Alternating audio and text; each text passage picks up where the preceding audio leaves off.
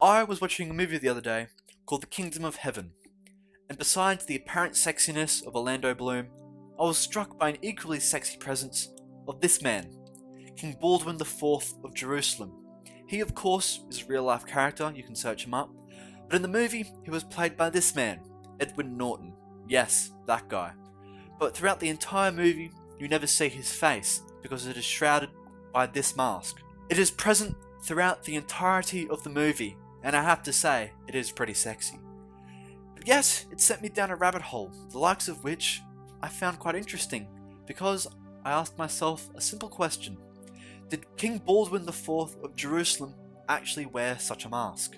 Sorry to King Baldwin stands out there, but no, King Baldwin did not wear a mask in real life. Of course, in the movie, it is stated that he wears the mask to hide his leprosy, but in real life, Baldwin didn't hide his leprosy, and it was a great source of shame for him, not just in Jerusalem, but also among their Muslim neighbours and in Western Europe. Baldwin IV was the son of Jerusalem's king Al-Malrik, who died in 1174 when Baldwin was around 13 years old.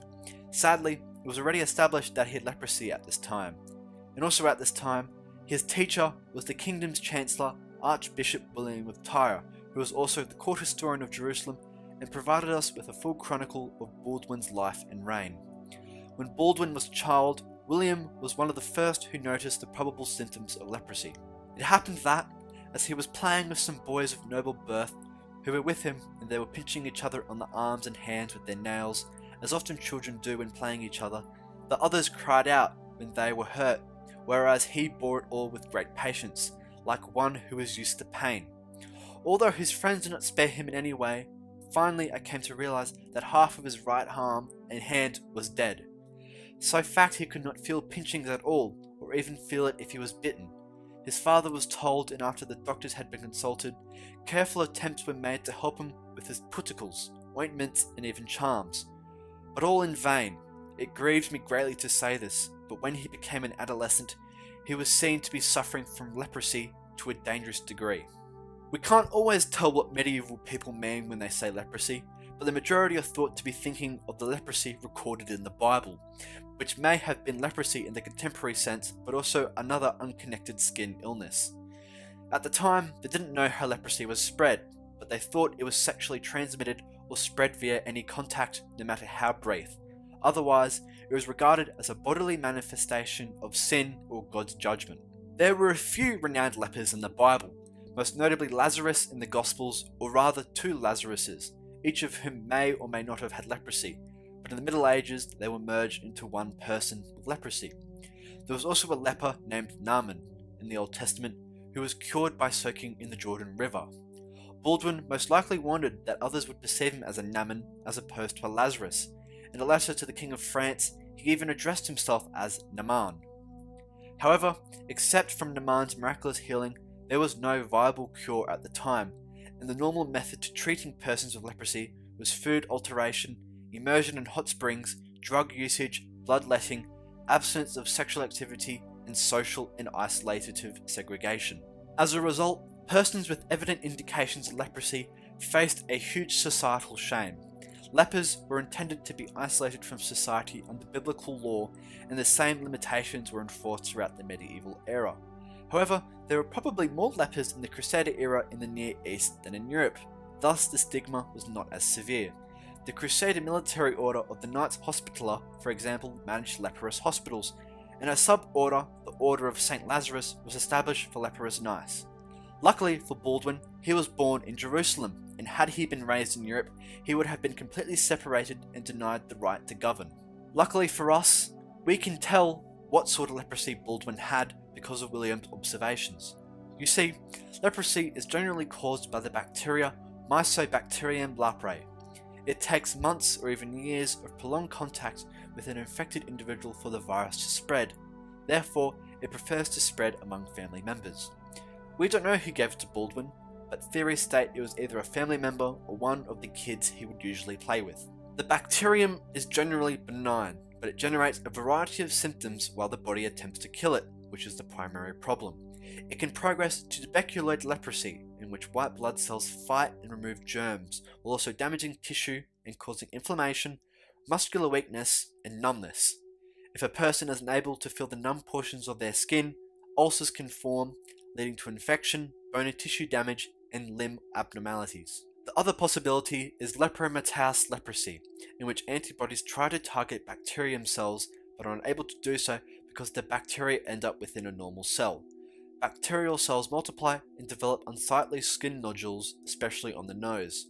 However, unlike tuberculoid leprosy, numbness and nerve damage, and hence ulcers and infection, appear much later than other more visible signs.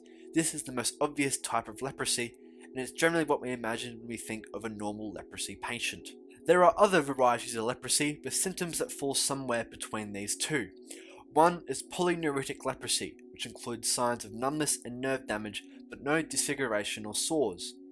Due to age or stress, the various types of leprosy might also grow into other forms. Lepromatous leprosy cannot progress to other types of leprosy, although polyneuritic leprosy, which begins with numbness and nerve loss, can progress to lepromatous or tuberculoid forms. Baldwin most likely had polyneuritic leprosy initially, which explains the numbness as well as the absence of disfiguration and sores. Of course, he developed signs of lepromatous leprosy as he grew older. He lost the use of his hands and feet, had skin sores and disfiguring growths, particularly on his nose and face, and finally went blind.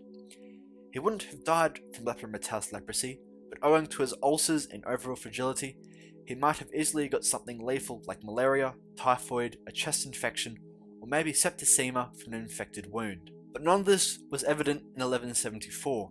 He had no obvious visual symptoms, so no one could object to him being king. The kingdom was ruled by a council led by the Count of Tripoli, Raymond III.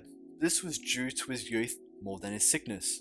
Sadly, Baldwin could never marry and have children because even if he had been physically capable, it would have been socially undesirable because leprosy was thought to be sexually transmittable.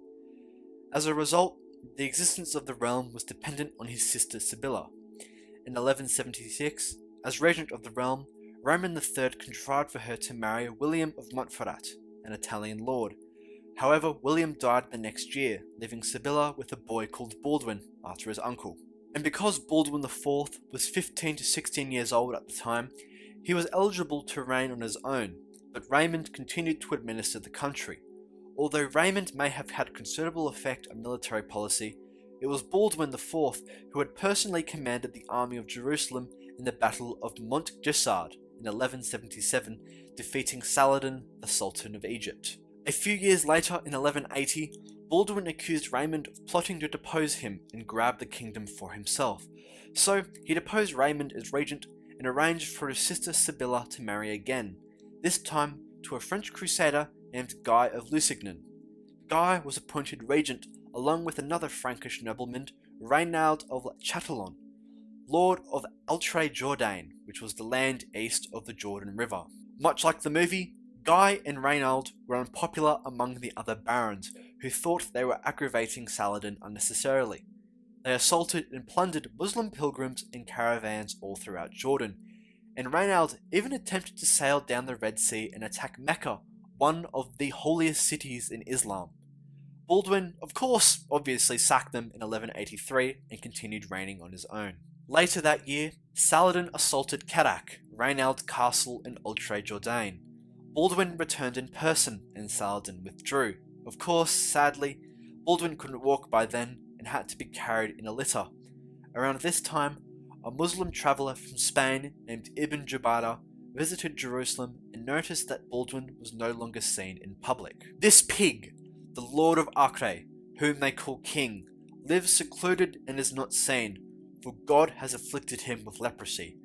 God was not slow to vengeance, for the affliction seized him in his youth, depriving him of the joys of his world. It was at this time that it was clear that Baldwin was not going to live much longer. Therefore, in order to secure a smooth handover, he had his nephew anointed as co-king under the title Baldwin V. He also sought assistance from Western Europe in his fight against Saladin. In 1184, Heraclius, the Patriarch of Jerusalem, led an embassy from Jerusalem to France and England. Heraclius attempted to persuade Philip II of France and Henry II of England to travel to the east and maybe take up the throne of Jerusalem themselves. However, none of them were keen. And, in any event, wasn't Baldwin's leprosy not a sign of God's disfavour?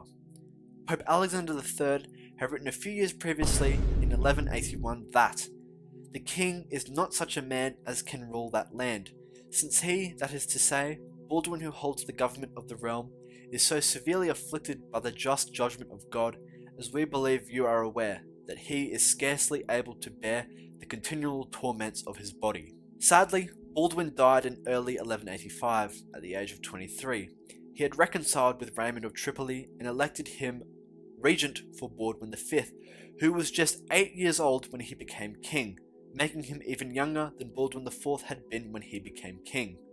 Unfortunately, Baldwin V died shortly after in 1186. In the director's cut of The Kingdom of Heaven, it's hinted that he too had leprosy, and that Sibylla murdered him out of compassion, when in actuality he died of an unknown ailment which was not uncommon for a medieval child.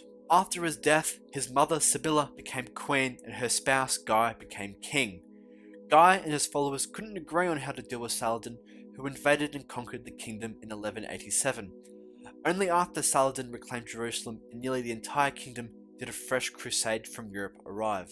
Of course, sadly, in conclusion, there is no proof that he ever wore a mask in the Middle Ages, since, because of Baldwin had noticeable symptoms, he was rarely seen in public. At the time of his death, his face was particularly affected and he was blind. He also couldn't use his hands or feet and he had to be carried in public on a litter. So it seems that King Baldwin lived quite a horrible end. Of course, a bit of a side note here, but after researching the internet I found out that The Kingdom of Heaven had a DVD commentary, and that in it they state that the mask was used to save money on pricey leprosy makeup. So, I guess that's really the answer here, and my entire video is a mistake, but whatever, at least you get to learn about leprosy. So, this has been me, Jack, and please, don't get leprosy.